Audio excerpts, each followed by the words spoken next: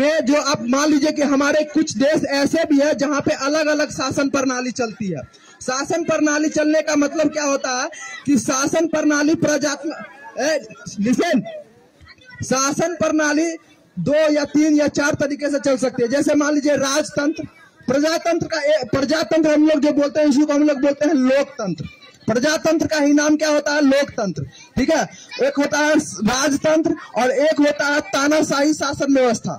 ठीक है, जहां तानाशाही शासन व्यवस्था है वहां पे एक ही राजा और एक ही सरकार होती है और उसी के फैमिली से ही सारे लोग आते हैं। वहां पे किसी को मत नहीं है कि वो अपना वोट दे या फिर ये अपना अधिकार बताए सरकार को कि आपको हमारी जरूरत है या नहीं है। वो वहां पे आप नहीं चुन सकते हैं या चुनने को अधिकार नहीं मिलेगा। ठीक है, इसलिए हम लोग जिस देश के में रह रहे हैं यहाँ एक लोकतंत्र की शासन प्रणाली है और यहाँ पे हमको वो सारे अधिकार प्राप्त है जो हमको अच्छा लगेगा वो हम करेंगे। जो हमारे अधिकार क्षेत्र में है वो हम कर सकते हैं।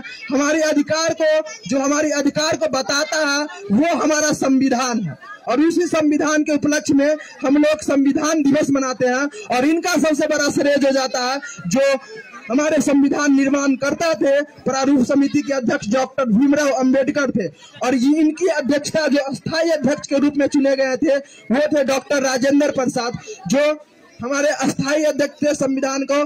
और उन्होंने प्रारूप तैयार करने की जिम्मेवारी हमारे डॉक्टर भीमराव अंबेडकर जी को दिए और उन्होंने इस संविधान को बनाने में 2 साल 11 महीने और 18 दिनों का टाइम लिया और उसके बाद उन्होंने पूरा प्रारूप तैयार करके हमारे देश के अध्यक्ष जो हमारे देश के पहले प्रधान राष्ट्रपति थे डॉक्टर राजेंद्र प्रसाद उनके समक्ष रख दिए और उन्होंने उसको लागू करने का एक विशेष दिन बनाया और वो दिन हम लोग 26 जनवरी के रूप में मनाते हैं और संविधान दिवस के रूप में मनाते हैं।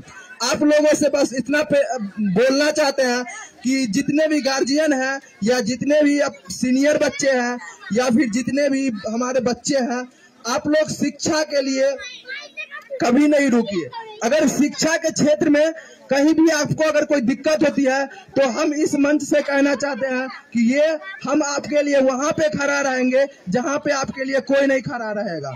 एक शिक्षक के नाते और एक गार्जियन के नाते हम कहते हैं कि अगर आपको पैसे से जरूरत हो, हाई एजुकेशन की जरूरत हो, उस समय हम आपके लिए खड़ा रहेंगे और वहां पे आपके लिए खड़ा लड़ेंगे जहां आप शिक्षा की बात होगी और आप शिक्षा के लिए तत्पर रहिएगा।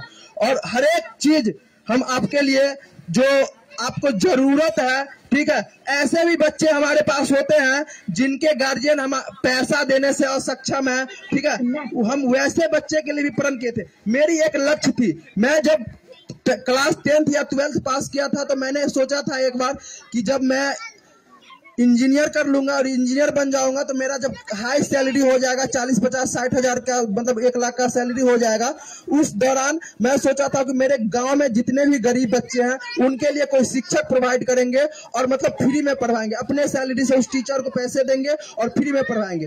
ऐसा नहीं हो सका क्योंकि आप लोग मेरे गाँव के निवासी आप लोग जानते हैं कि मेरे साथ कितनी कितनी घटना घटी।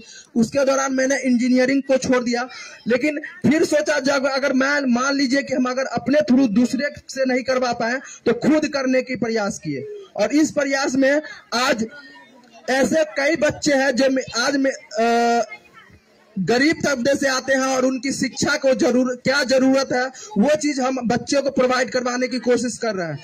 सबसे न्यूनतम फीस जो आपके एरिया में है आप जाके कहीं भी पूछ सकते हैं, जहां पर भी बच्चे पढ़ते होंगे, ठीक है, वहां पे आप पता कर सकते हैं कि एक स्कूल का फीस कम से कम मिनिमम जो होगा 500 होगा, उससे नीचे नहीं होगा।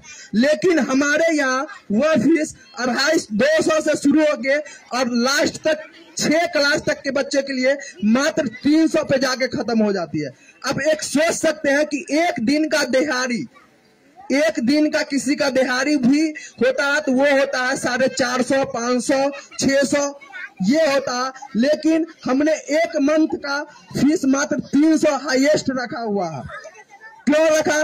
क्योंकि वो बच्चे हमारे पास आके पढ़ पाए कि जिस बच्चे को गार्जियन के पास पैसे उपलब्ध न हो पाए वो ही बच्चा आके पढ़े। कम पैसा दे पाए उस बच्चे को भी हम पढ़ाते हैं। ऐसे हमारे कई गार्जियन होंगे जिनके एक बार हमने बोला कि मेरे यहाँ ये फीस है, वो बोलते हैं कि आपको हम 200 रुपया ही देंगे, 300 रुपया ही देंगे या 250 रुपया ही देंगे। वैसे बच्चे को भी हम अपने यहाँ शिक्षा देते हैं, है कि नहीं है ना? ये बात हम अपने मन में ये बहुत पहले सोच के रखा था कि मैं अगर कामयाब अगर हो तो किसी के थ्रू करवाऊंगा, अगर मेरे फील्ड में वो नहीं सक्सेस हुई तो हम अपने थ्रू ही कर रहे हैं। आप लोग से बस इतनी गुजारिश है कि आप अपने बच्चे को शिक्षा देने का जरूर प्रयत्न करें। शिक्षा वह शेरनी का दूध है जो एक बार पी लेने के बाद वो वहां दहाड़ता है जहां पे बड़े बड़े की औकात नहीं होती है।